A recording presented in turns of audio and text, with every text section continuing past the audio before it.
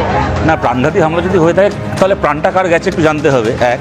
দ্বিতীয় কথা, আপনাদের এই মুহূর্তে স্ক্রিনে আসলো, এক ঝলক দেখালেন আপনারা, শিক্ষামন্ত্রীর গাড়িতে হামলা হয়েছে, গাড়ির কাঁচ ভাঙচুর করা হয়েছে। হ্যাঁ, এবার গাড়ির কাঁচের নাম যদি ব্রাত্য বসুর প্রাণ হয় তাহলে অবশ্যই এটা প্রাণঘাতী হামলা। তবে যাই হোক, আমি কথাগুলোর মধ্যে যাওয়ার আগে আমি কয়েকটা কথা বলছি।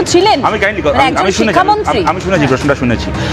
এখন যেরকম আমরা যে রূপকথার গল্পে পড়তাম যে কারোর জীবন হচ্ছে ওই একটা পুতুলের মধ্যে রয়েছে, সেরকম যদি ওনার প্রাণটা গাড়ির কাঁচের মধ্যে থেকে থাকে তাহলে তো খুবই চিন্তার বিষয় এটা। আমি কাইন্ডলি আমার কথাটা বলি, আপনারা এক ঝলক দেখালেন, তা হচ্ছে আমি ওই একটি ছেলেকে সে মাটিতে পড়ে কাতরাচ্ছে। আমি আপনাদেরকে নাম বলছি, ইন্দ্রানুজ বলে একজন ছাত্র ফার্স্ট ইয়ারে পরে, আমি ডিপার্টমেন্টে এই মুহূর্তে বলতে পারছি না, খানিকক্ষণের মধ্যে সেটাও বলতে পারবো, এবং অভিনব বলে একজন মাস্টার্সের ছাত্র। তারা দুজন এই মুহূর্তে হাসপাতালে। কেন জানেন? তাদের ওপর দিয়ে সরকারি গাড়ি চলে গেছে আজকে।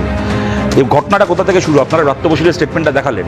আমি বলছি, ব্রাত্য বসুকে আমি এবিপি আনন্দতেই বলতে শুনলাম, একবার আপনারা যখন প্রথম ঘটনাটার পরে দেখাচ্ছিলেন, ওনাকে জিজ্ঞেস করা হচ্ছে যে এটা কি এসএফআই করেছে? উনি বলছেন না, এসএফআই আমার কাছে এসেছিল, ডেপুটেশন দিয়ে ওরা চলে গেছিল।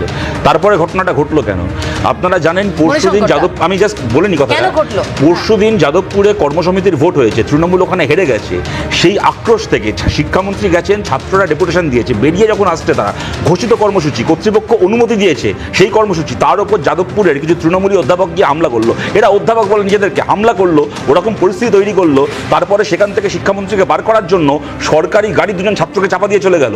আপনারা এগুলোকে আপনাদের ক্যামেরায় ধরা পড়ছে, সেই ছাত্রটা পড়ে পড়ে।